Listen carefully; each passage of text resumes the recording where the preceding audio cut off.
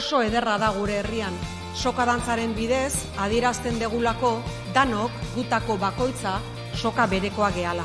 Sokari eusten diogula herriaren aurrean apaltasunez, eta aldi berean berdintasuna adierazten dula sokak. Eta bide horretatik jarraitu behar dugu etorkizunean ere, komunitate sendo honen bidez, eta jarrai dezagun elkarrekin, herri arduratsua izaten, eta aldi berean ere elkartasunean oinarritua gure balioetan, herri izaeran eta gure hizkuntzan.